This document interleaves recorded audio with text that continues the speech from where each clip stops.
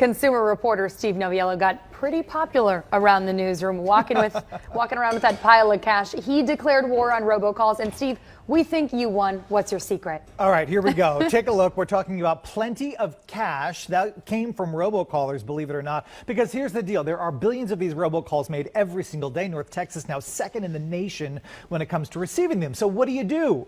You try and opt out. You block the number. You're on the do not call list. So am I. None of it works. Well, this does. Lawmakers have introduced several bills against the calls this year, but there's something you can do right now. Consumer investigator Jesse Pagan found a way that you can help stop the calls and maybe even make some money. Cashing in on robocalls. Believe it or not, there is a way for all of us to make some money on those annoying calls thanks to a federal law that protects consumers. Best part is this is It may all surprise you legal. to know that you can turn those disruptive calls into cash.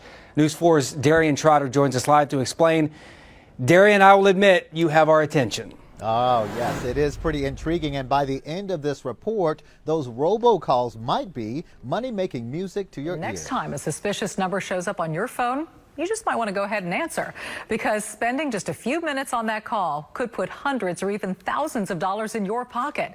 Tonight, consumer expert Amy Davis is showing you how to turn robocalls into cash. What if we told you you can make thousands of dollars from those calls and it is completely legal? NBC5 Samantha Chapman shows us how North Texans are cashing in on robocalls. Sam, is this too good to be true? You know, I always say this. If it seems too good to be true, it probably is. Well, Meredith, this might just be the exception to that rule. Doug, if it sounds too good to be true, in this case, it isn't.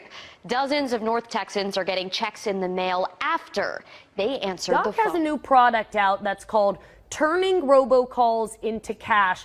And Doc, I gotta say, when you first hear about this, you think, well, this guy's scamming me too. What is this system that you've got that you're selling? Well, that's the biggest challenge we have, is actually convincing people that it actually works and it is legit. When I got the email back that they were willing to settle, I was just like, this can't be that easy.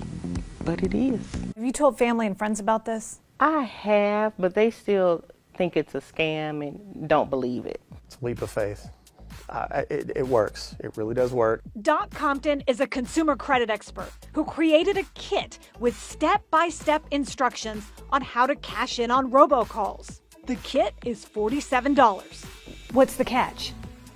Yeah, the most difficult thing about this for me is convincing people that this isn't a scam. Consumer credit expert Doc Compton actually sells an instructional kit for $47.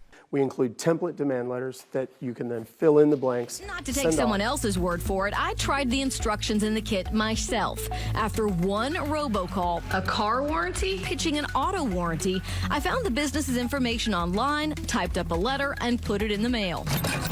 Within 10 business days, I received a check for $750. Easiest $750 I've made. We followed his site suggestions. One company insisted they'd only broken the law once. Well, remember, that's a $1,500 fine.